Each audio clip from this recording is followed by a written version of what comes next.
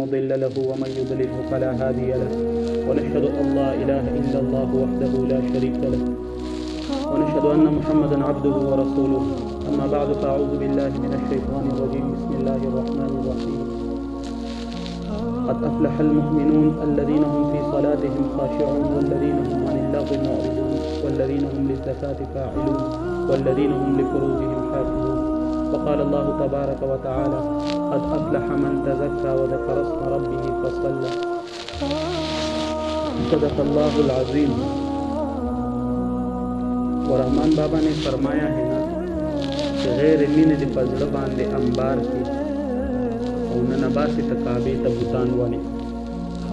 اس ایک شعر کے اندر سارا تذکیہ موجود ہے. غیر مین دی فضل باندے انبار کی اور نباسی تکابی تبوتان والی کہ یہ دل تو کعبہ ہے. اس کے اندر جب تم بتوں کو گھساؤ گے مسلمان ہو کر تم اپنے دل کے کعبے کے اندر بت رکھو گے اور پھر تم مشرکین کے اوپر رد کرو گے تو تمہیں شرم آنی چاہیے اس بات میں. تو یہ ہے کہ تزکیہ کسے کہتے ہیں. ایک ہے تزکیے سے لیکچر دینا اور اس پہ ایک سبق پڑھا دینا، وہ الگ بات ہے.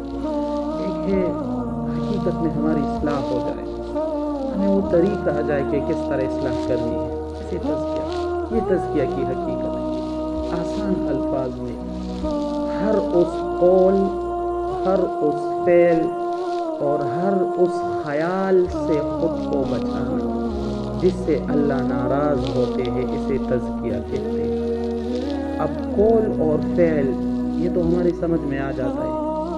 گناہ کے بول دینا، یقین کریں یہ کچھ چیزیں یہ سمجھنے کی ہوتی ہے، یہ کتابوں میں عموماً نہیں ملا کرتے. یہ لوگ سیکھتے ہیں ایک دوسرے سے، مشائخ سے، ان کی صحبت میں بیٹھ کے اللہ پاک لوگوں کے دلوں میں ڈال دیتے ہیں. یہ جو نیک لوگ ہوتے ہیں نا، اللہ پاک بہت سی باتیں ان کے دل میں القاء کر دیتے ہیں. وہ کتابوں میں نہیں ہوتی، اس طرح روایات میں ہے کہ تم جو تمہارے پاس علم ہے چاہے کتنا ہی تھوڑا سا کیوں نہ، تم اس پہ عمل شروع کر دو تو پھر اس کے بعد اللہ پاک تمہیں وہ علم دیں گے جو کتابوں میں لکھوایا گیا. تو مشائخ اور جو اللہ کے قریب لوگ ہوتے، چاہے وہ لوگوں کی نظر میں بڑے لوگ نہیں ہو، عام سے لوگ ہو، لیکن اللہ کے قریب ہو، اللہ کے ساتھ تعلق ہو، تو وقت کے ساتھ ساتھ اللہ پاک ان کے دل میں مختلف باتیں ڈالتے رہتے. جیسے عطا رحمۃ اللہ علیہ گزر کے بازار میں جا رہے تھے، اللہ پاک نے ان کے دل میں ایک بات ڈال دی کہ عطا ان لوگوں کو دیکھو، ان کی گناہ یہ روزانہ یہ لوگ اس بازار میں میری شکایتیں کرتے رہتے لوگوں سے، فلاں چیز یہ ہو گئی اور اس طرح مہنگائی آ گئی اور یہ حالات اور یہ حالات. یہ لوگ روزانہ میری شکایتیں کرتے رہتے ہیں. اپنی زندگی کی فریاد کرنا یہ بھی ایک شکایت ہے. تو اے عطا دیکھو یہ میری شکایتیں کرتے رہتے ہیں، حالانکہ ان کے گناہ روزانہ میرے سامنے پیش ہوتے ہیں. میں نے کبھی کسی کی ان کی شکایت کسی سے نہیں کی، بلکہ اللہ پاک نے تو موسیٰ علیہ السلام ہوا کے آپ کے سامنے موجود ہے. موسیٰ علیہ السلام گئے، اللہ پاک سے دعا مانگی کہ بارش نہیں ہو رہی. اللہ پاک نے فرمایا کہ تیرے مجلس میں ایک ایسا بندہ ہے جو کئی سالوں سے میرا نافرمان ہے. اور موسیٰ علیہ السلام نے اعلان کیا کہ وہ نکل جائے اس مجلس سے ورنہ بارش نہیں ہوگی.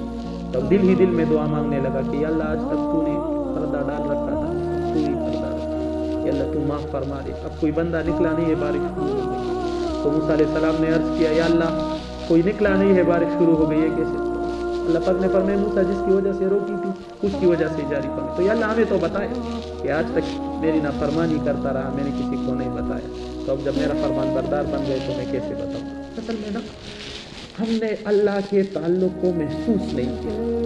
داؤد علیہ السلام سے، داؤد علیہ السلام کے ساتھ اللہ پاک نے جو کلام کیا ہے، جو باتیں نازل کیا، ان کو تھوڑا سا پڑھے احیاء العلوم میں یا کھول کے تو آپ حیران ہوں گے. عجیب عجیب فرمایا اے داؤد اگر ان گناہگاروں کو پتہ چل جائے کہ اللہ پاک ان سے کتنی محبت کرتے ہیں تو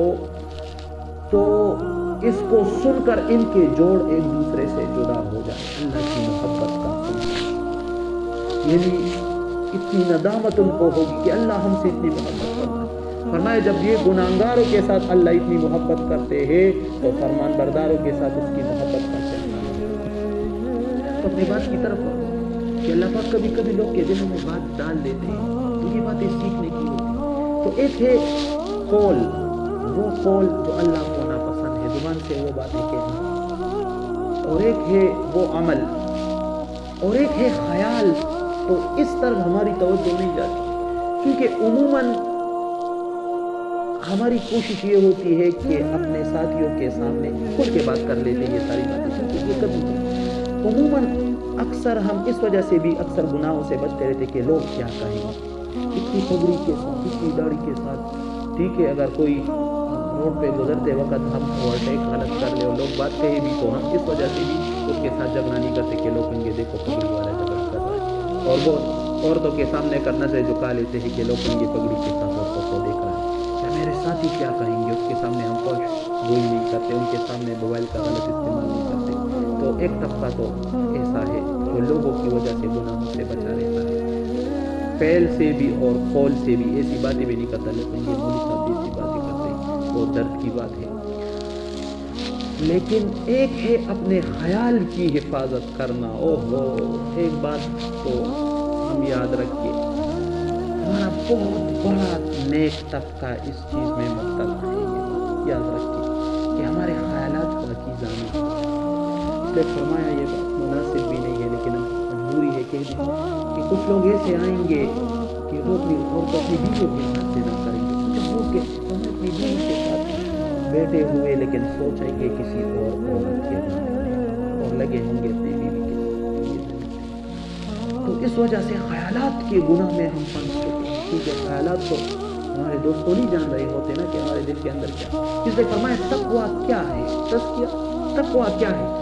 فرمایا جو تمہارے دل کے اندر جو خیالات بھی ہیں نا، ان سارے خیالات کو نکال کر ایک ٹرے کے اندر رکھ دیا جائے اور تو اپنے سر کے اندر کے اوپر اپنے اس ٹرے کو رکھ کے سارے لوگوں کے سامنے پھرے اور تجھے شرم محسوس نہ ہو کہ تیرے دل کے سارے خیالات اتنے پاکیزہ ہو کہ وہ نکال کر اگر تو سامنے بھی لوگ کے سامنے پھرتا رہے اور تجھے اس پہ کوئی شرم محسوس نہ ہو.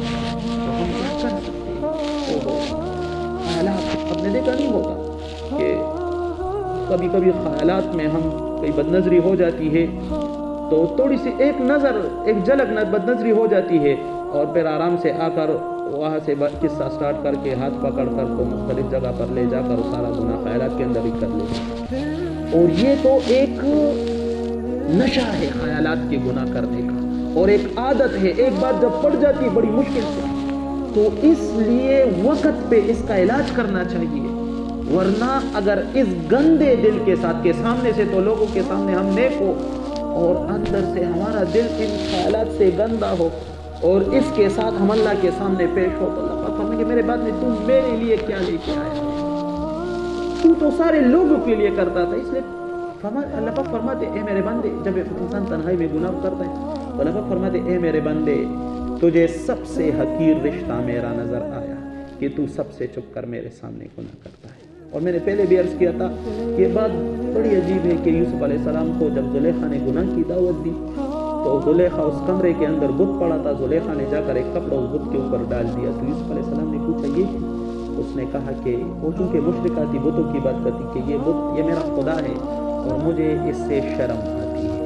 تو سوچنے کی بات یہ ہے کہ زلیخا ایک مشرکہ عورت ہے اور گناہگار عورت ہے اور پھر بھی اس کے دل میں اپنے جھوٹے خدا کی اتنی قدر اور اتنی عزت احترام ہے، اتنا ڈر ہے کہ اس نے اس کے اوپر کپڑا ڈال دیا. تو علماء فرماتے ہیں کہ ایک مشرک اور ایک گناہگار عورت کو تو اپنے جھوٹے خدا سے شرم آتی ہے اور ایک مسلمان مومن کو اپنے حقیقی خدا سے شرم نہیں آتی. اس لیے تو فرمایا شیخ نے لکھا ہے کہ تنہائی کے گناہ انسان کو اس حالت تک پہنچا دیتے کہ اس کا ایمان چھین لیا جاتا ہے. لیکن یہ عام باتیں نہیں ہے، تھوڑا سا آگے ہم سوچنے کی کوشش کریں. میں نے پہلے بھی عرض کیا ہے مسلمان کی مثال تو چینٹی جیسی ہے.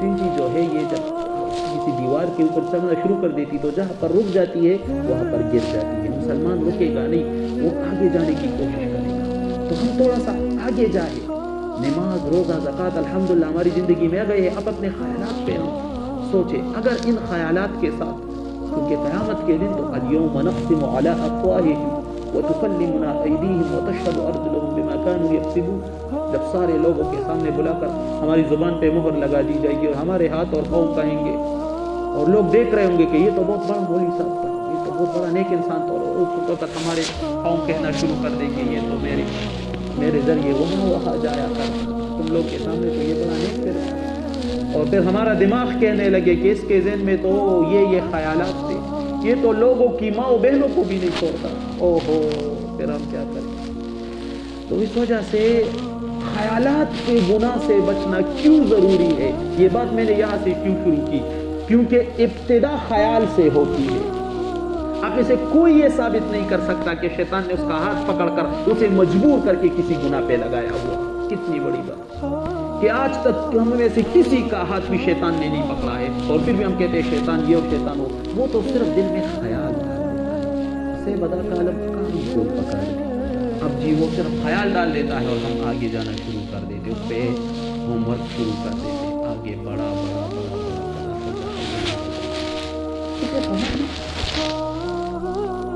کہ جب بھی تم کسی غیر محرم کے ساتھ رابطہ کرو، مثال کے طور پر موبائل کے ذریعے ایک میسج کرو، تو سمجھو تم نے زنا کیا، کہ یہ زنا کی چابی ہے، کیونکہ ابتدا چھوٹی چیزوں سے ہوتی ہے، ابتدا خیالات سے ہوتی ہے، اور کبھی کبھی ہم یہ سمجھ کر یہ تو بھی چھوٹے گناہ ہے، چھوٹے گناہ سے، اس لیے کہ قرآن نے کیا فرمایا؟ لا تقربوا الزنا، یہ نہیں کہا زنا نہ کرو، قریب نہ جاؤ، کیونکہ جب کسی چیز کے قریب جاؤ گے تو ہو جائے گا۔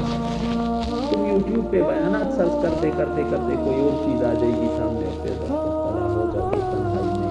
اس وجہ سے قریب نہیں جانا۔ اس لیے میں نے پچھلے بیان میں عرض کیا تھا کہ عشاء کے بعد ہمارا موبائل ہم اس کو ہاتھ نہ لگائیں، ہم اسے ہاتھ نہ لگائیں، بہت گناہ اس سے جنم لیتے ہیں۔ تو اپنے خیالات کو پاکیزہ رکھنا یہ بہت بنیادی چیز ہے، اور اپنے قول اور فعل کو یہ تو ہم سمجھ چکے کہ قول اور فعل کو بھی گناہوں سے پاک کر دینا، ٹھیک ہے؟ ایسی بات زبان سے نہ نکلے۔ میں پہلے بھی عرض کر چکا ہوں کہ شیطان یہ ہر کسی کے ساتھ اپنی ڈیلنگ کرتا ہے، نیک لوگوں کے ساتھ اپنی طریقے سے بات کرتا ہے، گناہگار اعلیٰ درجے کے جو بزرگ ہوتے ان کے ساتھ اپنے سے۔ پھر میں نے برسیسا کا واقعہ سنا ہے، تو نیک لوگوں سے وہ کیا کہلواتا ہے، دوسرے ساتھیوں کی کمزوریاں انہیں دکھاتا ہے، اور کبھی کبھی تو ایسے الفاظ جس سے دوسرے مسلمان کی بے عزتی ہو جاتی ہے۔ تو میں آپ کے سامنے یہ 2-3 گزارشات اس بارے میں رکھوں گی۔ ایک تو یہ ہے کہ دیکھیں، من عاد لی ولیا فقد آذنتہ بالحرب، میں نے پہلے بھی یہ بات کی تھی، کیونکہ یہ میری ساری قرآن حدیث کا خلاصہ میں اس کے سامنے رکھوں۔ کن چیزوں سے بچنا چاہیے؟ جو بنیادی چیزیں ہیں، میں آپ کو 2-3 بنیادی چیزیں بتا دیں، اس کی وجہ سے اپنے لاکھوں گناہوں سے بچ جائیں گے۔ ایک ہے اللہ کی نافرمانی، اور ایک ہے اس کی مخلوق، یعنی مخلوق کے بارے میں اللہ کو ناراض کرنا، مخلوق کو تکلیف دینا، اس کی غیبت کرنا، اس کی بے عزتی کرنا، اس کو، یہ ساری چیزیں۔ تو کسی بھی مخلوق یعنی انسان، اس کے لحاظ سے جو گناہ اس سے بچنے کے لیے ہمیں صرف ایک حدیث بیان کرنا ہے، من عاد لی ولیا فقد آذنتہ بالحرب، کہ جو اللہ کے دوست کے ساتھ دشمنی رکھتا ہے، اللہ پاک اس کے سامنے جنگ کا اعلان کرتا ہے۔ تو اس بات کو لے کر علماء نے لکھا ہے کہ جب دو لوگ لڑائی کرتے ہیں تو ان کی کوشش یہ ہوتی ہے کہ دوسرے کی قیمتی چیز کو ضائع کر دیں۔ تو فرمایا، جب اللہ نے خود فرمایا کہ اللہ کے دوست کے ساتھ جو دشمنی کرتا ہے تو اللہ پاک اس کے سامنے جنگ کا اعلان کرتے ہیں۔ اب مسلمان کے سامنے ایک مسلمان کسی اللہ کے ولی کے ساتھ دشمنی یا اس کی بے عزتی کرتا ہے، اس کو حقیر سمجھتا ہے، تو اللہ پاک اس کے سامنے جنگ کا اعلان کر دیتے ہیں۔ اب اللہ پاک اس مسلمان کی سب سے قیمتی چیز دیں گے، اور مسلمان کے سب سے قیمتی چیز وہ ایمان ہے۔ تو اس کا خطرہ ہے کہ اس انسان کا ایمان اللہ پاک کی ہے، اور اس پہ واقعات موجود ہیں۔ اس حدیث کے نیچے علماء نے واقعات نقل کیے۔ ایک عالم تھے مولانا عبدالجبار ان کا نام تھا، انہوں نے ایک بار ایک مسئلے پہ بہت زیادہ دلائل پیش کیے۔ امام ابو حنیفہ رحمۃ اللہ علیہ نے بھی بہت سے دلائل پیش کیے، انہوں نے اس سے بھی زیادہ دلائل پیش کیے۔ تو اس مجلس میں ایک طالب علم بیٹھا تھا، اس نے یوں کہا، اب امام ابو حنیفہ کو اگر آپ قبر سے بھی نکال دیں گے تو اس مسئلے کا جواب نہیں دے سکتے۔ جب ان کے استاد کو پتا چلا تو ان کے استاد کے الفاظ یہ تھے کہ عنقریب یہ گمراہ ہو جائے گا یہ طالب علم۔ کچھ زمانے بعد وہ مرتد ہو گئے، شدید ترین مرتد ہو گئے۔ تو لوگ آ کر اس استاد کے سامنے بیٹھ کر کہتے ہیں یہ آپ نے کیسے کہا؟ اس وقت تو یہ دین کا طالب علم تھا اور واقعات گمراہ ہو گئے۔ اس نے کہا دیکھیے میں نے اس حدیث کی بنیاد پہ کہ اس نے ایک اللہ کے ولی کے بارے میں اس طرح حقیر الفاظ کہے، اور اس سرزمین کو پتہ کتنا بڑا انسان تھا، ٹھیک ہے؟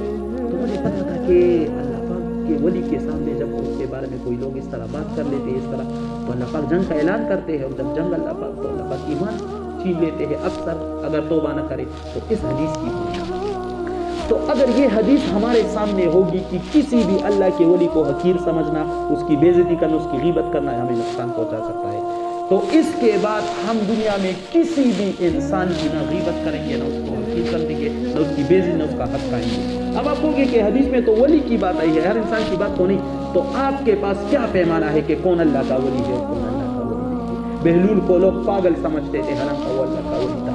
کفل کتنا گناہگار تھا بنی اسرائیل میں کہ لوگ نفرت کرتے تھے، لوگ کا یہ ارادہ تھا کہ اس کا جنازہ بھی نہیں پڑھیں گے، لیکن ایک بار ایک عورت کو بلا کر جب گناہ کرنے لگا تو وہ رونے لگی، کہا میں گناہگار نہیں ہوں اور میں پیشاور بھی نہیں ہوں، لیکن میرے بچے بھوکے ہیں، اس کی وجہ سے آئے، تو اس نے پیسے دے کر چھوڑ دیا۔ اب جب رات کو کفل مر گیا تو بعد صبح اٹھ کے دروازے پہ لکھا تھا کہ کفل کو اللہ نے معاف کر دیا۔ اور موسیٰ علیہ السلام تو کسی کو کیا پتا کون کس وقت توبہ کر کے اللہ کا ولی بن جائے، ہمیں کوئی حق نہیں کہ ہم کسی کے بارے میں یہ کہیں کہ یہ تو گناہگار ہے، اور یہ کوئی بھی انسان اللہ کا ولی ہو سکتا ہے، کیونکہ آپ نے سنا ہے من الا من تاب وآمن وعمل عملا صالحا فاولئک یبدل اللہ سیئات حسنات، کہ جو توبہ کرے اور نیک عمل اختیار کرے تو اللہ پاک اس کے گناہوں کو نیکیوں سے بدل دیتے ہیں۔ تو ٹھیک ہے آپ کے پاس سونے کی آتی ہے اور اس کے پاس 2 کروڑ گناہ آتے ہیں، لیکن جیسی توبہ کی اس کے گناہوں کو نیکیوں سے وہ آپ سے بہت آگے چلا، آپ کو پتہ بھی نہیں وہ اللہ کا ولی بن چکا ہوتا ہے، اور اللہ پاک تو انتظار میں بیٹھے رہتے ہیں۔ تو یہ ایک اصول ذہن میں یاد رکھیں، کسی بھی انسان کو جب ہم حقیر سمجھنا چاہے ہمارے دل میں یاد ہے فوراً یہ حدیث ہمارے یاد رکھیں، ہو سکتا ہے یہ اللہ کا ولی ہو۔ اور ایک بات یاد رکھیے، جس انسان کو آپ اللہ کا ولی سمجھیں گے آپ کبھی اس کی غیبت نہیں کریں گے، کیونکہ اپنے جس انسان کی اہمیت اور قدر ہمارے دل میں ہوتی اس کی کبھی غیبت نہیں کی جاتی۔ آپ اپنے استاد جی کی غیبت کر سکتے ہیں، ہم کر سکتے ہیں، ہم اب اپنے شیخ کی غیبت کر سکتے ہیں، بہت بڑے علماء کی غیبت کر سکتے ہیں، سوال ہی نہیں ہوتا، اپنے اکابرین کی غیبت کر سکتے ہیں، ہمارے دل میں ان کو ایک مقام ہے، جب مسلمان کا مقام دل میں ہوگا کبھی زبان سے غیبت نہیں نکلے گی، سارے گناہ ہوتے ہیں ہم بچ جائیں گے، کبھی اس کو تکلیف نہیں دیں گے، اس کو گالی نہیں دیں گے۔ اب جی اگر پھر بھی ہم سے سپوز یہ گناہ ہو جائے تو دوسری بات یہ سمجھنی چاہیے کہ گناہوں میں یہ عظیم ترین گناہ ہے۔ اب دیکھیں سود کے بارے میں اب سب نے سنا ہے، وہ کہ ایسرھا این کہ الرجل امہ، سود کا ادنا درجہ یہ ہے کہ بندہ ماں کے ساتھ زنا کرے۔ اللہ ہمیں معاف فرمائے، اللہ کے نبی نے حدیث میں ارشاد فرمایا، ہم کیا چکا سکتے اس بات کو، تو سود کا ادنا درجہ گناہ اتنا ہے، لیکن آپ کو پتا ہے کہ سود کا بدترین درجہ کیا ہے، اور بدترین درجے سے بھی بڑا گناہ، سود کے بڑے درجے سے بڑا گناہ، وہ ارب الربا استطالۃ الرجل فی عرض اخیہ، مسلمان کی بےعزتی ہے۔ اب 5 روپے پہ مسلمان کی بےعزتی ہوتی ہے۔ اب ہو ٹھیک ہے ہم آج لوگوں کے سامنے تو مسلمان کی بےعزتی نہیں کرتے، لیکن مسلمان کی ماں بہن جا رہی اور اس کے سامنے نظریں اٹھانا، اس کے بارے میں خیالات، یا مسلمان کی ماں بہن کے ساتھ تو یہ کی بےعزتی ہے، یعنی ہم اور اب برداشت کرتے ہیں نہیں۔ مبتلا ہے آج امت کے طبقہ، نیک طبقہ اس میں مبتلا ہے، اس وجہ سے اس کی فکر کرنی چاہیے۔ یہ باتیں ہم ڈسکس کریں گے آپس میں، تب جا کر ہمیں جب جس بات کو کا تذکرہ نہیں کیا جاتا تو وہ انسان بھول جاتا ہے اس بات کو۔ اس امت کے ایک طبقہ مبتلا ہے، ان کو نکالنا اس چیز سے۔ اب جی یہ چند گناہ ہے، تنہائی کے گناہ یہاں سے ساری چیزیں، خیالات کے گناہ یہاں سے سارے گناہ جنم لیتے ہیں۔ تو اب اس پہ قابو کیسے رکھا جائے، یہ ہے تزکیہ۔ تو بہت زیادہ قرآن حدیث دیکھنے سوچنے علماء کے ساتھ بیٹھنے کے بعد جو میرے سامنے سب سے مضبوط عمل ان چیزوں سے بچنے کے بارے میں آیا ہے وہ ہے نماز پہ محنت، کیونکہ یہ میں اور کوئی کسی مشاہد کی بات نہیں، قرآن میں اللہ پاک نے فرمایا ان الصلاۃ تنہی عن الفحشاء والمنکر، کہ نماز تمہیں گناہوں سے روکے گی۔ اس کے علاوہ جتنی بھی محنت کرے ہو جائے گا، لیکن اتنا زیادہ نہیں جو نماز سے ہوگا وہ کسی سے نہیں۔ تو اس وجہ سے ایک تو ہم یہ کوشش کریں کہ اپنے نماز پہ خوب محنت کریں، اور کسی درجے پہ جا کر ہم یہ نہ سمجھے کہ بس اب تو میری نماز بن گئی، نہیں، اس سے آگے جانے کی کوشش کریں۔ تو ایک تو خوب اپنی نماز پہ محنت کریں، اور یہ ماشاءاللہ اپنے اعتکاف میں محنت کی ہوگی، اب بھی آپ کے پاس 2 دن ہے، ایک تو اس کا اہتمام ہو یعنی نماز کی، بس نماز بن گئی انشاءاللہ اللہ لا یخلف المیعاد، اللہ پاک اپنے وعدے کے خلاف نہیں کرتا۔ جب اللہ نے وعدہ کیا کہ نماز بناؤ گے تمہیں گناہوں سے بچا دوں گا، فحش و غم چیزوں سے، انشاءاللہ اللہ ہمیں بچائیں گے۔ ایک بات ہے، دوسری بات یہ ہے کہ اللہ سے مانگنا، گناہوں سے بچنے کے لیے اللہ سے مانگنا۔ اور میں نے عرض کیا تھا ہر نماز کے بعد اپنے آنے والے دوسرے نماز تک کی جتنا وقت ہے، ابھی عصر کے بعد مغرب تک جتنا وقت ہے، ہر نماز کے بعد مغرب تک جو جتنا وقت ہے، اس وقت کے لیے اسپیشل اللہ سے مانگنا کہ یا اللہ کہ یہ عصر سے جو مغرب تک کا وقت ہے، یا اللہ اس میں مجھے ہر قسم کے گناہ سے بچاؤ، منت جاری کر کے انشاءاللہ پھر جب آپ گناہ کی طرف بڑھیں گے تو اس کو یاد رکھیں کہ ابھی تو اللہ سے مانگا، تو اللہ سے جب مانگیں گے تو اللہ کی مدد شامل حال ہو جائیں گی، کیونکہ ہم کچھ نہیں کر سکتے، اللہ کے فضل کے بغیر بندہ گناہ سے نہیں بچ سکتا۔ اور درمیان میں بات ہوں، گناہ کبھی کبھی انسان کو برباد کر دیتے ہیں۔ شیخ الحدیث ڈاکٹر شیل شاہ رحمۃ اللہ علیہ نے ایک واقعہ سنایا، ان کا سنا میں نے جگہ پر، نے فرمایا کہ اس طرح ایک بزرگ انسان تھے، یعنی یہ چھوٹی سی گناہ سے کتنی بڑی تباہی مچ جاتی ہے۔ ایک بزرگ جا رہے تھے راستے میں اور ویسے ہی نظر اٹھی اور ایک عورت پہ نظر پڑی، صرف ایک نظر پڑی۔ اب جب عورت نے پوچھا کہ یہاں پر کوئی قریبی کوئی حمام، جو زمانے میں حمام ہوتے تھے تو عورت جا کر کوئی تقاضا وغیرہ کر لیتی تھی، تو اس نے کہا کوئی حمام ہے، تو پہلی نظر پڑنے پہ اس شخص کے دل میں گناہ کا ارادہ پیدا، حالانکہ یہ بزرگ انسان تھا، نظریں کبھی نہیں اٹھاتا تھا، ایک نظر پڑنے کے بعد اس کے دل میں گناہ کا ارادہ آیا، تو یہ اسے اپنے گھر کی طرف لے گیا کہ جی یہ حمام ہے، اور جیسے گھر میں اسے لے گیا تو دروازہ بند کر کے کہا کہ اب تجھے گناہ کرنا ہے، ٹھیک ہے۔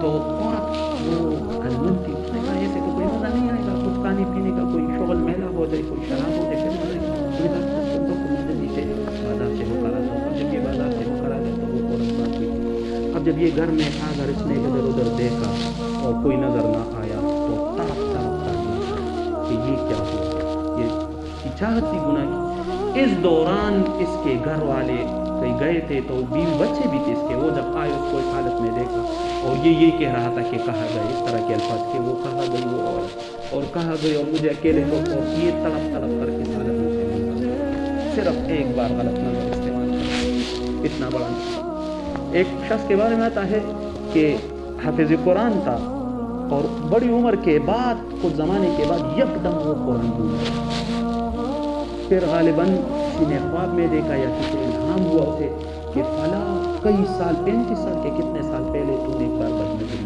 کی، جان بوجھ کر اس کا اثر ابھی یہ اثر ظاہر ہوا کہ تو سارا قرآن تو یہ ہوتا ہے۔ اور دوسری طرف ایسے بھی لوگ پائے جاتے جو اپنے اوپر محنت کرتے، مسلم بن یسار ہے یا سلیمان بن یسار، ان میں سے ایک نام ہے گزر، تو وہ جا رہے تھے حج کے لیے، ایک دوسرے ساتھی بھی ساتھ تھے، تو کسی جگہ پر جا کر ٹھہرا، یہ لوگ ٹھہرے اور خیمہ لگا کر کچھ کھانے پینے کا بندوبست کرنے لگے، تو ایک ساتھی بازار گئے اور ایک یہاں پر یہ مسلم بن یسار والا تھا، یہ رہ گیا۔ اب اوپر سے عورت نے دیکھا کہ یہ جوان خوبصورت پہاڑی عورت تھی، تو وہ آ کر کچھ مانگنے لگی، تو اس نے اسے کانا دے دیا کہ یہ بھوکی ہوگی، اس نے نہ کہا نہیں، اس نے گناہ کا مطالبہ کیا۔ اب جیسے ہی اس نے یہ سنا یہ چیخ چیخ کے رونے لگا، اب وہ عورت اس حالت میں دیکھ کر بھاگ نکلی، اب یہ رو رہا ہے رو رہا ہے، اب جب دوست آئے اس نے پوچھ لیا کہ کیا ہو گئے، ایسے چیخ چیخ کے کیوں رو؟ میں نے کہا ویسے ہی میں گھر سے جب آ رہا تھا تو میری بیٹی بیمار تھی تو وہ یاد آ گئی۔ میں نے کہا بیٹی بیماری کی وجہ سے تو کبھی اس طرح نہیں روئے، مجھے سچ بتاؤ، قسم دے کر تو اسے سچ بتاؤ۔ تو قسم دی تو پھر اس نے سارا واقعہ بیان کیا، تو واقعہ سن کر اس کا دوست اس سے بھی زیادہ چیخ چیخ کے رونے لگا۔ یہ ہمارے لیے بہت بڑا سبق ہے، اس کا دوست اس سے بھی زیادہ رونے لگا۔ اس نے کہا تو کیوں روتا ہے؟ اس نے کہا تو کتنا بڑا انسان ہے، اس کو دیکھ کر یہ اگر یہ میرے ساتھ ہوتا پتہ نہیں میں کیا کچھ کر گزرتا، اس وجہ سے رو رہا۔ اب یہ جی وہاں سے چلے، جب حج پہ پہنچے وہاں پر یہ آرام کیا تو رات میں آپ کے اندر یوسف علیہ السلام کی اس کو زیارت ہوئی، تو یوسف علیہ السلام کے ساتھ جب ملاقات ہوئی تو اس نے پوچھا کہ جی آپ کون ہے؟ تو یوسف علیہ السلام نے کہا کہ میں یوسف علیہ السلام۔ اچھا آپ یوسف علیہ السلام ہے، کیا واقعہ ہے آپ کی اور زلیخا، کیا تقویٰ ہے؟ تو یوسف علیہ السلام نے فرمایا مجھ سے زیادہ تو تیرا واقعہ ہے، یہ رونے لگے۔ تو ایسے بھی لوگ پڑھ جاتے ہیں، محنت ہوتی ہے، جب نمازوں کے اوپر یقین کریں، ہم نے نماز کی قدر نہیں، جب نمازوں کے اوپر محنت ہوتی ہے، ٹھیک ہے، تو یہ حاصل کر ہوتا ہے۔ تو ایک تو یہ ہے کہ نماز کے اوپر محنت، دوسری چیز کیا ہے؟ دعا۔ اللہ کے فضل کے بغیر انسان کچھ نہیں کر سکتا۔ جب اللہ پاک اور اس کے لیے کچھ مزائد کا بھی اہتمام کرے، صبح و شام 10 مرتبہ اعوذ باللہ من الشیطان الرجیم، 10 مرتبہ سورہ اخلاص صبح و شام، اس کے اہتمام، اور سورہ انعام کی پہلے 5 آیتیں صبح و شام اس سے عجیب وظیفہ میں نے نہیں دیکھا شیطان اور نفس سے بچنے کے لیے، اس کا اہتمام ہو۔ اور اس کے ساتھ تیسری چیز ہمارے مشاہد میں ہمارا کسی شیخ کے ساتھ تعلق، اصلاحی تعلق۔ تاجی نے فرمایا نا ہمارے سامنے تدریب العلماء میں کہ دنیا میں، پوری دنیا میں ایک تو ایسا انسان ہونا جس کے سامنے ہم اپنی زندگی بیان کر سکے۔ اگر ایک بھی ایسا نہ ہو تو پھر کیا ہو؟ آپ اپنی زندگی کس کے سامنے بیان کریں گے؟ کس سے گائیڈنس لیں گے؟ تو ایک تو ایسا انسان ہو آپ کی زندگی میں، آپ کا کوئی شیخ جس کے ساتھ بیٹھ کر آپ اس کے اپنے سامنے اپنی ساری حالات بیان کرو۔ شیخ کے سامنے تو ساری حالات بیان کرنی ہوگی، جب سے آپ بیٹھ کے کہ جی مجھ سے یہ گناہ ہو، وہ تو باپ کی طرح ہوتا ہے، شفیق ہوتا ہے، تو ہو جاتا پھر انشاءاللہ آپ کو۔ تو شیخ کے ساتھ ہمارا تعلق، اصلاحی تعلق، یہ ضروری ہے۔ پھر یہ تیسری چیز ہو گئی۔ چوتھی چیز جو ہے وہ تنہائی میں اللہ کا ذکر۔ تنہائی میں جب بندہ اللہ کا ذکر کرتا ہے، وقت مقرر کر کے، خاص کیفیت، خاص جگہ پر، یہاں تک علماء فرماتے ایک جگہ مقرر کرے، وقت مقرر کرے، وہاں بیٹھ کر ایک خاص کیفیت میں پھر جا کر، میں نے آپ کے سامنے ذکر کا وہ مذاکرہ پورا کیا تھا کس کیفیت کے ساتھ۔ اس کا فائدہ یہ ہوتا ہے کہ اس سے جب آپ ذکر میں بیٹھیں گے نا تو جیسی ذکر شروع کر دیں گے تو آپ کے ادھر ادھر کے خیالات آنے شروع ہو جائیں گے۔ تو یہ پریکٹس ہے خیالات کو کنٹرول کرنے کا، فوکس بڑھانے کا، اللہ کی ذات کی طرف آپ کا فوکس۔ جب شروع دنوں میں آپ ذکر کریں گے تو ادھر ادھر کے خیالات آئیں گے، پھر آپ اسے دفع کر کے پھر یہ کرنے لگیں، پھر خیالات، پھر ہوتے ہوتے چند مہینوں میں جا کر آپ کا ایسا فوکس بن جائے گا کہ جب آپ ذکر میں بیٹھیں گے شیطان اگر آپ کو ڈسٹرب کریں گے۔ تو یہ تنہائی میں جب آپ اپنے فوکس پہ کام کریں گے اور اس دھیان پہ کام کریں گے، پھر جا کر یہ نماز میں بھی دھیان آئے گا، اور جب نماز میں دھیان آنا شروع ہو جاتے تو آپ کی نماز ٹھیک ہو جائے گی، اور پھر یہ نماز آپ کو سارے گناہوں سے رکھنے کا نام تقویٰ ہے، اور تقویٰ والے اللہ کے سب سے ان اکرمکم عند اللہ اتقاکم، آپ اللہ کے سب سے قریب لوگ ہیں۔ تو بات کہاں سے چلی گئی ذکر؟ تو یہ تنہائی میں بیٹھنا، لیکن استاد جی نے ہمیں فرمایا، ہمارا علماء کا مجمع تھا، ہم ہمارے ساتھ بات کر کے فرما رہے تھے کہ بہت بڑا اثر ہے ذکر میں، لیکن پابندی نہیں ہوتی۔ ہم سب لوگوں کا مسئلہ پابندی۔ اگر میں کہوں نا کہ ساری باتوں کو بلا کر کہ ہمارے اندر سب سے بڑا مسئلہ کیا ہے، وہ ہے پابندی، استقامت نہیں۔ اس لیے تو اتنا بڑا جملہ علماء نے لکھا ہے، الاستقامت فوق الکرامہ۔ ایک شخص سے کرامات صادر ہو رہے، بہت بڑا ولی ہے، ہوا کے اوپر جا رہا ہے، پانی کے اوپر وہ جا کھڑا ہے، نماز پڑھ رہا ہے، اور دوسرا انسان استقامت کے ساتھ عمل کر رہا ہے، چاہے ہم میں اور آپ میں سے کیوں نہ، تو یہ استقامت کے ساتھ عمل کرنے والا اس ولی سے کچھ کا درگزر ہے۔ ان الذین قالوا ربنا اللہ ثم استقاموا، وہ کہے کہ رب اللہ ہے لیکن پھر استقامت بنیاد ہے، چھوٹا عمل ہی کیوں نہ ہو، لیکن استقامت کے ساتھ نیت کرے، 2 رکعت سے شروعات کرے روزانہ، مشق کی نیت سے نماز پڑھے۔ فرمائے ابن عباس رضی اللہ تعالیٰ کہ 2 رکعت ایسی جس میں اللہ کا دھیان ہو، اس 1000 رکعت سے افضل ہے جس میں اللہ کا دھیان ہو۔ 2 رکعت سے شروعات کرے، اگر وقت ہے تو 10 رکعت کر لے روزانہ، اگر نہیں ہے 2 سے شروعات کرے، 10 رکعت نماز روزانہ، کوئی وقت مقرر کرے کہ مشق کی نیت سے کرے، انشاءاللہ 1 مہینے کے اندر آپ اپنی زندگی کے اندر انقلاب۔ ایک تو یہ 10 رکعت نہیں کر سکتے، 2 رکعت پڑھے، مشق کے ساتھ، توجہ دھیان کے ساتھ، 5-10 منٹ لگا کر تسبیحات اس میں 17-19 تک پہنچ جائے، ٹھیک ہے، اور اللہ اکبر سے السلام علیکم ورحمۃ اللہ تک صرف اللہ کے ساتھ بات ہے، اس کا اہتمام۔ دعا تھوڑا سا بڑھائے۔ ابھی آپ لوگوں نے اعتکاف میں اس کا وہ محسوس کیا ہوگا کہ جب بندہ، میں کئی ساتھی سے کچھ بات کر رہا تھا، میں نے کہا نا کچھ باتیں کتابوں میں نہیں ہوتی، یہ سیکھنی پڑتی ہے، اللہ پاک کھول دیتے ہیں۔ تو میں نے یہ بات کچھ دنوں میں سیکھی کہ جب آپ دعا میں نا جو گناہ سے ہو رہے ہوتے، آپ دعا میں رو کر اسے مانگتے ہیں اس گناہوں سے اپنے آپ کو بچانے کے لیے اللہ سے مانگتے ہیں، پھر جب اس گناہ کا وقت موقع آ جاتا ہے تو آپ کو وہ رونا آ جاتا ہے یاد، اور بس اللہ پاک ایسی کیفیت آپ کی بنا دیتے ہیں کہ اللہ پاک آپ کو گناہ سے بچانا۔ تو دعا کے اندر وہ سارے گناہوں کو یاد کر کے اللہ کے سامنے، تو دوسری بات میں نے دعا کی تھی۔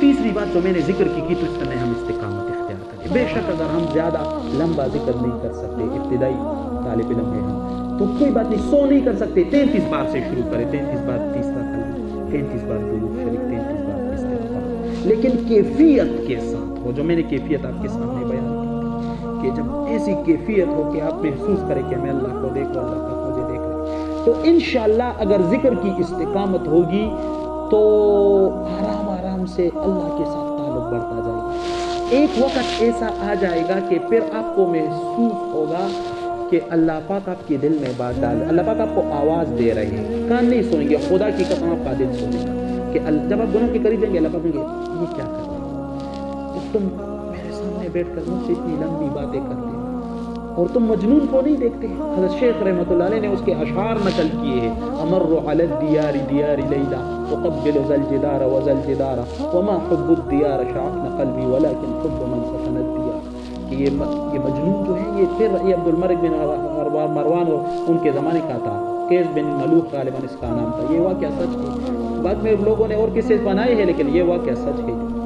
تو اس کا باپ اسے لے گیا وہاں پر حرم میں کہ یہاں پر توبہ کرو، تو اس نے کچھ اشعار پڑھے، اس کا مطلب یہ تھا کہ یا اللہ میں ساری گناہوں سے توبہ کر دو سوائے لیلا کی محبت کی۔ تو یہ بات ہمارے سامنے ہو کہ انسان کی محبت میں ایک انسان مبتلا ہو کر اس کے گھر کے دیواروں کو چوم رہا تھا، چاٹ رہا تھا، اور کہا کہ تم لوگ کہو گے کہ میں دیواروں کو چوم رہا ہوں، حالانکہ دیوار نہیں بلکہ اس دیوار کے اس پار جو ہے اس کی محبت میں یہ دیواریں چوم رہا ہے۔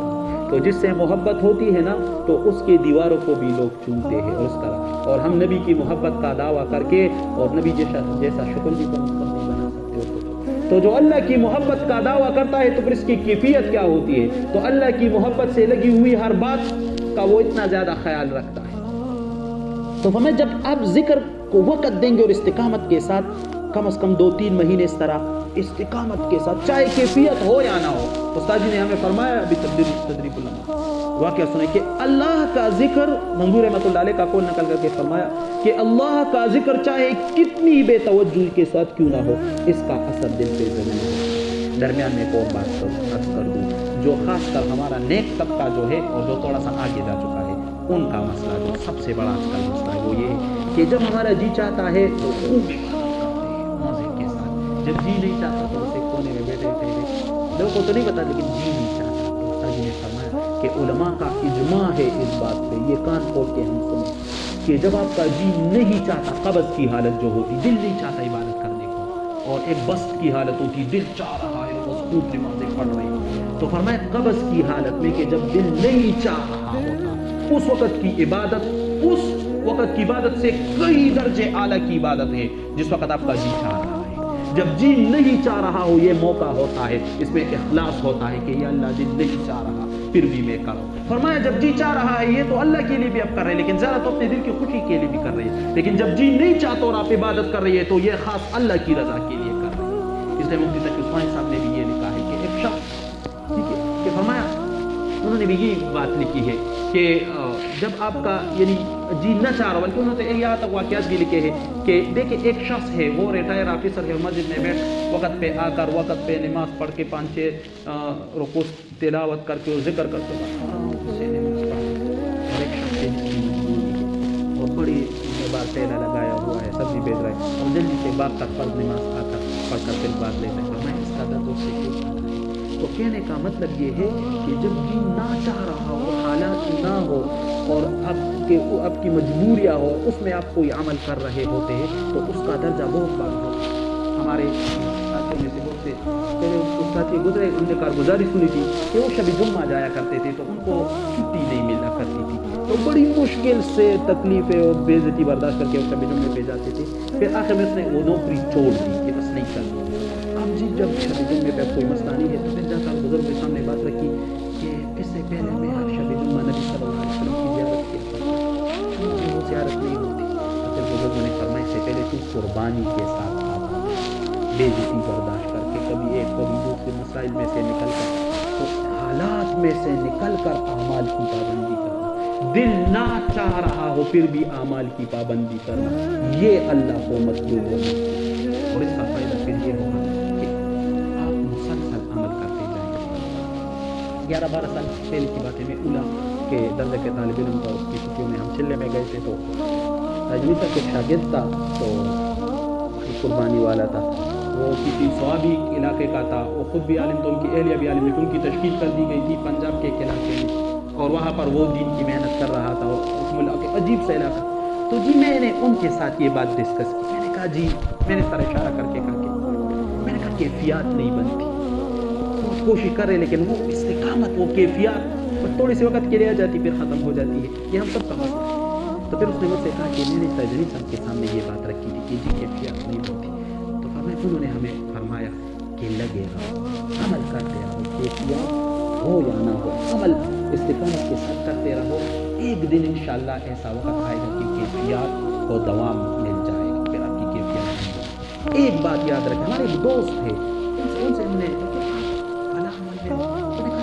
کیفیات نہیں بنتی, فلاں جگہ پر میں جاتا ہوا میری کیفیات نہیں بنتی. تو پھر بہت مطالعے کے بعد میرے سامنے یہ بات آئی کہ کیفیات اصل نہیں ہے, عمل اصل ہے. عمل کیفیات تو کبھی ہوگا, یعنی اس کی دلیل کیا ہے؟ حضرت حنظلہ رضی اللہ عنہ کا واقعہ کہ حضرت حنظلہ رضی اللہ عنہ گھر سے نکلے, نبی صلی اللہ علیہ وسلم کی مجلس میں تھے, رونا دھونا قبر حشر کی باتیں, جب واپس آئے بیوی بچوں کے ساتھ مشغول ہوئے, کیفیات ختم ہو گئی. اب جی دل میں آئے کہ یہ کیا بات ہے, وہاں تو رو رہے تھے اور ابھی ہنس رہے ہیں. تو باہر نکل کر کے نافق حنظلہ کہ حنظلہ تو منافق ہو گئے. ابو بکر صدیق رضی اللہ عنہ نے دیکھا کیا ہوا, کیا بات پیش آئی؟ یہ بات پیش آئی اللہ کے نبی کے مجلس میں رو رہے ہوتے پھر کیفیت بدل جاتی ہے. یہ مسئلہ تو ہمارے ساتھ بھی پیش آیا, چلو اللہ کے نبی سے پوچھتے ہیں یہ صفت کیوں ہے. جب پوچھتے ہیں ہم اور پوچھتے نہیں ہیں اپنے بڑوں سے, ہم سے تھوڑا سا بھی بڑا ہو کوئی ساتھی, اپنے چھوٹے ساتھیوں کے ساتھ بھی ڈسکس کریں کہ جی ہمیں یہ مسئلہ ہے, آپ کے دل میں تو کوئی حل نہیں. کبھی کبھی چھوٹوں کے ساتھ بڑوں کا حل ہوتا ہے, ہم اس پہ کوئی شرم نہ کریں, ڈسکس کریں سکتے کیا فائدہ ہوگا. کبھی کبھی کچھ لوگ چھپے وہ ہوتے ہیں, بزرگ ہوتے ہیں, ان کے ساتھ باتیں ہوتی ہیں, وہ آپ کو بتا دیتے ہیں, آپ کے دل کو لگ جاتی. تو صحابہ جا کر پوچھتے تھے اللہ کے نبی سے, ہم بھی اپنے شیخ سے ہر بات کے بارے میں پوچھیں. تو جب اللہ کے نبی سے یہ بات بیان کی تو اللہ کے نبی نے فرمایا کہ اگر یہ کیفیت مفہوم اس طرح تم لوگوں کی ہر وقت ہو جو تم لوگ میری مجلس میں ہوتی تھے تو فرشتے تمہارے ساتھ مصافحہ کریں گے ہر وقت, لیکن کبھی کبھی فرمائیں کیفیت کبھی کبھی ہوتی ہے. تو کیا مطلب کہ کیفیت اصل نہیں ہے, کیفیت کبھی ہوگی کبھی نہیں ہوگی, عمل اصل ہے, استقامت ہے. تو انشاءاللہ اگر ان چند اعمال کا ہم خیال رکھیں گے, ایک تو نماز پہ محنت کریں گے, ایک دعا اللہ سے مانگیں گے, اور ایک ہم ذکر کریں گے استقامت کے ساتھ, تو انشاءاللہ اس کا فائدہ ہوگا. ایک چھوٹی چیز جو انسان کی زندگی میں انقلاب لے کے آتی ہے وہ ہے مطالعہ کرنا. یقین کریں انسان کی زندگی جو بدلتی ہے وہ کتابوں کے مطالعہ, خصوصی طور پر جب بزرگوں کے واقعات پڑھے جاتے ہیں. میں نظر سے بہت سے بزرگوں کی کتابیں گزری اور وہ, لیکن میں نے 2 کتابوں کے اندر جو عجیب و غریب اثر دیکھا ہے وہ میں کو نہیں بیان کر سکتا. ایک حضرت شیخ زکریا رحمۃ اللہ علیہ کی فضائل صدقات, یہ تو ہم سمجھتے ہیں نام سن کر جو لوگ سمجھتے کہ یہ صدقوں کے بارے میں, اس کا جو دوسرا حصہ ہے یہ میں جہاں پر بھی پڑھنے گیا ہوں مدرسے میں اپنے ساتھ لے کے جاتا تھا اور اپنے سر کے قریب رکھتا تھا, روزانہ اس کی, اب بھی میں روزانہ اس کو تقریباً کوشش کرتا ہوں کہ روزانہ پڑھوں, اور جب بھی جو سی جگہ بھی میں نے کھول دی اور اس کو 2-3 لکیریں پڑھنے کے بعد دل کی کیفیت بدل جاتی. اس لیے فرمایا کہ یہ وہ کتاب ہے اگر یہ تم جنگل میں شروع کرو تو جانور بھی اعمال کے اوپر آ جائیں گے. یہ اصل میں جو مصنف ہوتا ہے اس کے دل کا درد جو ہوتا ہے اس کا اثر ہوا کرتا ہے. تو ورنہ جس طرح آپ دیکھتے ہیں بات تو سارے کر رہے ہوتے ہیں, کچھ لوگ سادہ سی باتوں کی دل کو لگ جاتی ہے, کچھ لوگ بڑی اس کے ساتھ پیش کر رہے ہوتے ہیں لیکن بات نہیں. تو یہ دل کی کیفیت کا اثر محسوس ہوتا ہے. تو ایک فضائل صدقات اور وہ ایک احیاء علوم الدین, یہ خاص کر علماء کے لیے احیاء العلوم جو امام غزالی رحمۃ اللہ علیہ کا ہے, عوام نہیں پڑھ سکتے لیکن اس پہ تخریج والا ہو, اس کی ہر بات کو بیان نہیں کر سکتے. تنبیہ الغافلین, احیاء العلوم جیسے اور بھی بہت سی کتابیں ہیں, اس کی ہر بات کو آپ مجمع میں بیان نہیں کر سکتے, تحقیق کے بعد آپ بیان کریں گے, کیونکہ بہت کبھی تو ایسی باتیں آ جاتی ہیں جس کو بیان کرنا وہ زیادہ مناسب نہیں ہوتا, روایت کمزور ہوتی اس طرح, لیکن اپنی اصلاح کے لیے آپ اسے دیکھ سکتے ہیں. جب بھی آپ کھولیں گے اور آپ بات دیکھیں گے, اب میں آپ کو اس کی مثال دے دیتا ہوں, 1-2-3 باتیں جو میں نے احیاء العلوم میں دیکھی اور وہ میں کبھی نہیں بھول سکتا اور اکثر مجمع میں بیان کرتا ہوں, دل کو لگ جاتی ہے, آپ اپنے ساتھ لکھ لیں. ایک تو یہ کہ امام غزالی رحمۃ اللہ علیہ کے ایک شاگرد سے فارغ ہو کر, علم سے فارغ ہونے سے کہا کہ مجھے نصیحت کر دی. امام غزالی رحمۃ اللہ علیہ نے ایک عجیب بات مجھے بتائی. پہلی بات کہ بیٹا تم جب علم سے فارغ ہو گئے تو تم سارے قرآن اور حدیث پڑھ چکے ہو, تو قرآن اور حدیث سے بڑی نصیحت نہیں. ایک ہمارا مسئلہ یہ بھی, ہم قرآن و حدیث سے نصیحت نہیں پکڑ رہے ہوتے, نہیں حاصل کر رہے ہوتے, اور جا کر دوسرے واقعات کے پیچھے لگے ہوتے. نئے نئے موضوع واقعات جب کوئی بیان کر رہا ہوتا ہے تو سبحان اللہ الحمدللہ اس طرح وہ چل کود کر رہے ہوتے ہیں. قرآن و حدیث سے اثر لینا سیکھے. کیا کریں گے قرآن و حدیث؟ اس نے فرمایا کہ جب ایک حدیث 1000 بار پڑھو گے اس کے بعد تمہارے دل پہ اس کا نور تمہارے دل میں آئے گا. اور ہم تو ایک حدیث جب دوسری بار سنتے ہیں تو کیفیت ادھر منہ کر رہے ادھر, یہ ہمارا مسئلہ ہے. اور ایک بیان اگر میں نے پچھلے دن کیا ہے اور اگر آج وہ بات دوبارہ آ گئی تو بیان سے گورو تو یہ ہمارا مسئلہ ہے. 1000 بات پڑھنے کے بعد ایک حدیث پھر جا کر اس کا نور دل کو ملتا ہے. تو ایک انہوں نے یہ بات ارشاد فرمائی کہ قرآن اور حدیث میں جو نور ہے وہ کسی چیز میں نہیں ہے. لیکن پھر بھی اس نے اپنی ذمہ داری, جب اس نے درخواست کی تھی تو اس نے چلو میں بھی کوئی 2-3 باتیں کو نصیحت کر دیتا ہوں. پہلی بات جو انہوں نے نصیحت کی فرمائی وہ بڑی عجیب ہے. انہوں نے اس نے تو اس کو حدیث بتایا, لیکن چلو حدیث ہو یا نہ ہو, لیکن یہ بات یاد رکھنی. فرمایا کہ آدمی کا ایسے کاموں میں لگنا جس میں نہ دنیا کا فائدہ ہو نہ آخرت کا, یہ اس بات کی دلیل ہے کہ اللہ اس سے ناراض ہے. ہم کتنے کام میں لگ جاتے ہیں. فیس بک ایک بار کھول کر, اللہ نے معاف فرمائے, یہ جزوی چیزوں پہ باتیں نہیں کرنی چاہیے, لیکن اب کیا کروں, مجبوری ہے نا. یہ جو فیس بک ہے نا, اس جیسی چیزیں, یہ ایسی چیزوں میں آتا ہے کہ آپ کا گناہ کا ارادہ نہیں ہوتا, لیکن جیسے آپ کھول دیتے کسی ضروری کام کے لیے, آپ کو پتہ بھی نہیں چلتا آدھا گھنٹہ گزر چکا ہوتا ہے اور آپ سے وہ کچھ ہو چکا ہوتا ہے جو آپ کو پتہ بھی نہیں چلتا. اور نقصان کیا ہوتا ہے, سارا دن آپ نے اپنے اوپر محنت کی ہوتی ہے اور 5 منٹ کے لیے فیس بک کھول کے جب گناہ تھوڑا سا ہو جاتا ہے اس کے بعد آپ کے دل کی کیفیت بدل جاتی ہے. ابھی نظر خراب ہی رہا, یہ کیا ہوا. اور جیسے آپ سے گناہ ہو جائے, آپ نے سارے دن محنت کی ہوتی ہے اور یک دم گناہ ہو جاتا ہے تو انسان بالکل ڈی موٹیویٹ ہو جاتا ہے. پھر جو آپ نے رات کو اعمال کے لیے نیت کی ہوتی ہے, بس پھر وہ سے نہیں ہو سکتی. اسی غم کے اندر آپ, ٹھیک ہے یہ غم بھی اچھی بات ہے, لیکن وہ ڈی موٹیویشن ہو جاتی ہے. نہ پھر آپ سے مطالعہ ہوگا. گناہ کا ایک نقصان یہ بھی انسان ڈی موٹیویٹ ہوتا ہے. تو یہ فیس بک کو بالکل اپنے ساتھ نہ رکھے گا, آپ کو بس چلے. اس جیسے اور بھی وہ چیزیں جو انسان کو بالکل زیادہ بہت جلد انسان کو کھینچ لیتے ہیں اور گناہوں میں مبتلا کر دیتے ہیں. تو ایک امام غزالی رحمۃ اللہ کی یہ بات کہ آدمی کا ایسے کاموں میں لگنا جس میں نہ دنیا کا کوئی فائدہ نہ آخرت کا, یہ اس بات کی دلیل ہے کہ اللہ اس سے ناراض ہے. ہم لوگ ایک اس کتاب میں ایک عجیب بات لکھی تھی. فرمایا کچھ لوگ جب قیامت کے دن اٹھیں گے تو وہ جنت میں اڑتے ہوئے جائیں گے, اس کے ساتھ کوئی حساب کتاب اور کچھ نہیں. تو فرشتے پوچھیں گے تم کون سے کہاں سے لوگ آ گئے کہ بغیر حساب کتاب. تو وہ فرمائیں گے کہ ہم نے 2 باتیں کی. ایک ہم اللہ کے تقدیر پہ راضی رہا کرتے تھے, دوسرے ہم تنہائی کے گناہوں سے بچتے تھے. تو یہ سارے دن کا خلاصہ ہے, تنہائی کے گناہوں سے. تنہائی, جس کی تنہائی آپ فرمایا, جو یہ معلوم کرنا چاہتا ہے کہ میری قبر کی حالت کیا ہوگی تو وہ اپنے تنہائی کو دیکھے. جیسی تنہائی ویسے ہی اس کی قبر. اگر تنہائی پاکیزہ تو اس کی قبر بھی پاکیزہ, یعنی اللہ کا رحم ہوگا. اگر تنہائی یا گناہوں سے بری تو قبر کا بھی نہیں. ٹھیک ہے, تو یہ اور اللہ کے تقدیر پہ راضی رہنا, ہر حال پہ اللہ کا شکر. تو کتابوں کا مطالعہ, یہ 2 کتابیں میں نے آپ کے سامنے رکھی کہ یہ آپ روزانہ کچھ نہ کچھ مطالعہ کریں, اس کا اثر نہیں ہوگا. اور ایک 5ویں چیز میں رکھا گیا تو نیک لوگوں کی صحبت میں بیٹھنا, ان کے ساتھ بیٹھنا, ان کے ساتھ ڈسکشن. تو ان کی زبان سے عجیب باتیں نکل جاتی ہیں. کبھی باتیں نہیں ہوتی کیونکہ ان کے ساتھ بیٹھنے سے بھی اثر ہو جاتا ہے. تو لوگ نیک لوگوں کے ساتھ تھوڑا سا بیٹھنا, ٹھیک ہے. اور سب سے مضبوط چیز جو آپ کی زندگی میں انقلاب لے کے آئے.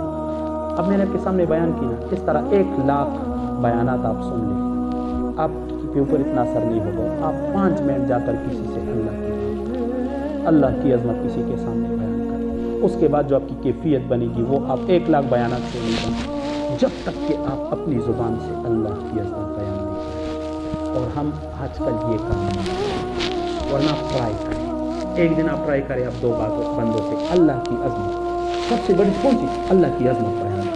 کیونکہ اللہ سے دل متاثر ہونے کا نام ایمان ہے. اور ایمان وہ طاقت ہے جو انسان کو سارے گناہوں سے بچاتا ہے اور ساری نیکیوں پہ چلاتا ہے. ایمان وہ طاقت ہے. اور ایمان کس چیز کا نام ہے, اللہ سے دل متاثر ہونے کا. اور اللہ سے دل کب متاثر ہوگا, جب آپ اپنی زبان سے اللہ کی بات کریں, اللہ کی عظمت. اور اس کے لیے میں نے پہلے بھی عرض کیا تھا, اللہ کی عظمت کو سیکھے, ان قرآن کی ان آیاتوں کو, ان احادیث کو, ان چند الفاظ کو سیکھے جس میں اللہ کی عظمت ہو. جیسے میں نے عرض کیا تھا کہ لا تراہ العیون، اللہ وہ ذات ہے.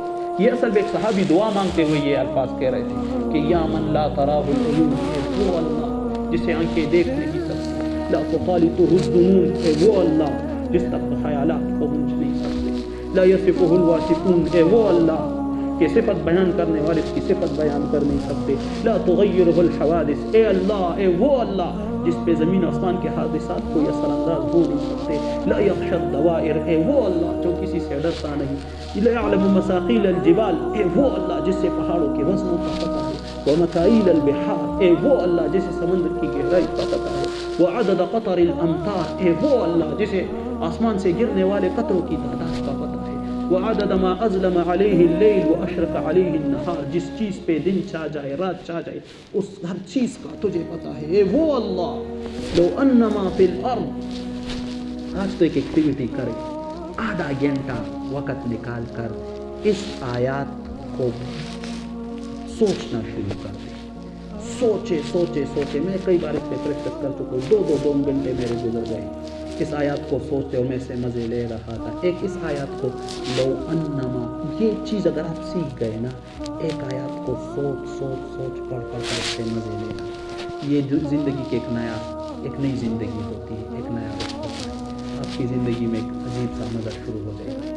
ایک یہ آیات لو انما فی الارض من شجرۃ اقلام، تنہائی میں بیٹھ کے اس کو بار بار سوچے کہ اللہ پاک فرماتے کہ پوری دنیا کے جو درخت ہے یہ کل میں بن جائے. پھر سے سوچے دنیا، افریقہ، امریکہ، انڈیا، یہ تھوڑا سا سوچے ساری کل میں بن جائے. پوری دنیا کا پانی سیاہی بن جائے. ایک ڈرم سیاہی آپ بھر دے، آپ پوری زندگی میں وہ خالی نہیں کر سکتے.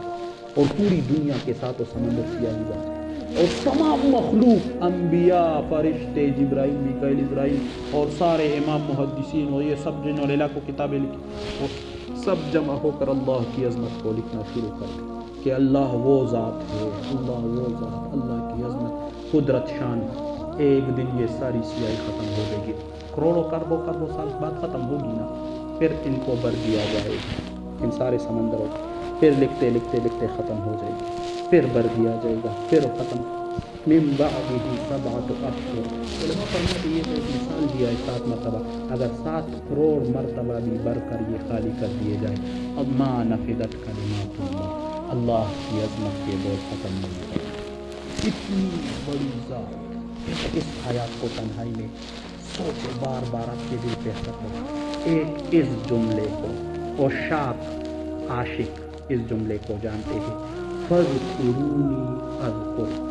واہ واہ، اس جملے کے اندر اللہ پاک نے جو بیان کر دیا ہے نا کہ میرے بندے فَاذْكُرُونِي، تو مجھے یاد کر، میں تجھے یاد کروں گا. یہ محبت کا اقرار ہے، یہ محبت کا اقرار ہے کہ میرے بندے، میرے ہاں یہ نہیں ہوتا کہ تم محبت کا اظہار کرو گے تو میں انکار کروں گا. نہیں، میری طرف سے پہلے سے اقرار ہو چکا ہے. فَاذْكُرُونِی، فَاذْكُرُونِی، ذکر صرف اسے نہیں کہتے تو تسبیح اٹھا کر.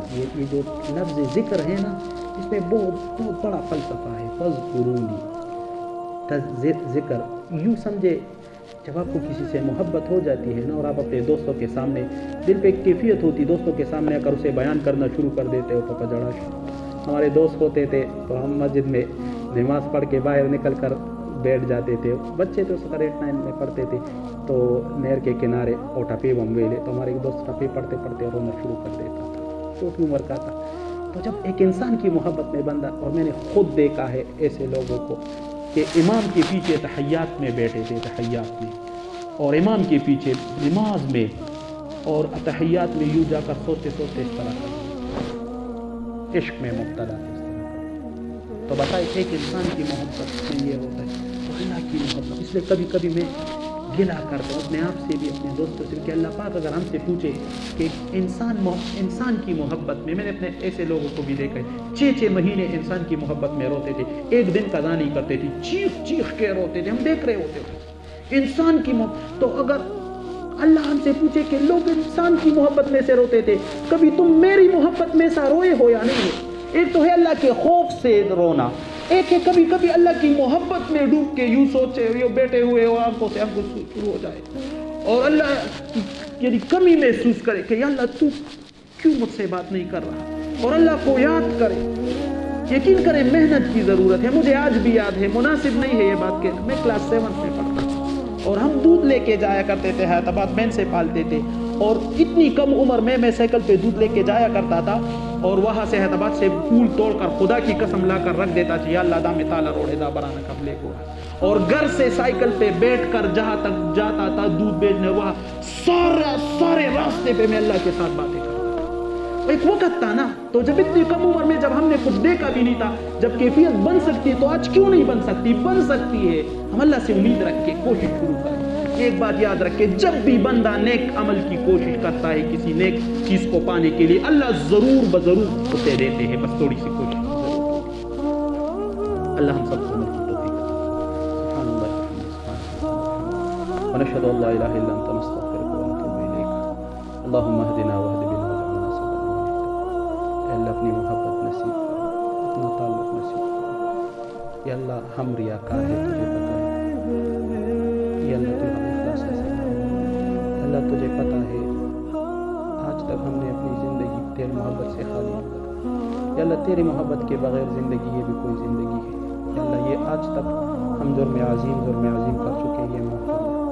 یا اللہ تو ہمیں اپنی محبت نصیب فرما. یا اللہ تجھے بھی پتہ ہے، ہمیں پتہ ہے ہم اس قابل نہیں ہیں، لیکن ہمارے پاس اور کوئی راستہ بھی نہیں ہے. یا اللہ تجھ سے مانتے ہیں، یا اللہ ہمیں نصیب فرما. اور یا اللہ یہ ساتھی اب دعائیں فرمائیں گے، اور اس میں جتنی دعائیں ہیں یا اللہ ہمارے حق میں کوئی ہوتی مسلمہ کے حق میں قبول فرما. اور ان ساتھیوں نے وہی قربانی کی ہے. یا اللہ اس فتنے کے دور میں تیری دین کی خاطر، تیری محبت کی خاطر 10 دن یہاں گزارے، کچھ نے 1 دن، کچھ نے 2 دن. یا اللہ یہ طلبگار بن کے آئے ہیں. یا اللہ ہم بڑے کمزور ہیں، لیکن ہم نے بنی اسرائیل کے واقعات سنے کہ ان کے گناہگاروں کو تو نے اتنا بڑا مقام دیا کہ ان کی وجہ سے تو نے لوگوں کو بخش دیا. ہم تیرے حبیب کی امتی ہیں، بے شک ہم کمزور ہیں، لیکن یا اللہ ہمارے پاس اور کوئی راستہ تو نہیں ہے نا. تو ہمیں اور کوئی دوسرا در بتا دے، کوئی راستہ بتا دے، ہم نہیں سکتے. لیکن جب تیرے در کے بغیر کوئی در نہیں ہے تو یا اللہ ہمیں محروم نہ فرما. تجھے پتہ ہے ہم کمزور ہیں، ہم اچھے بننا چاہتے ہیں لیکن نہیں بن سکتے، پھر بگڑ جاتے ہیں، پھر بننا چاہتے پھر بگڑ جاتے. یا اللہ ہمیں محروم نہ فرما، ہم سے راضی ہو. صلی اللہ تعالیٰ. ساتھ انشاءاللہ دعا کرتے ہیں.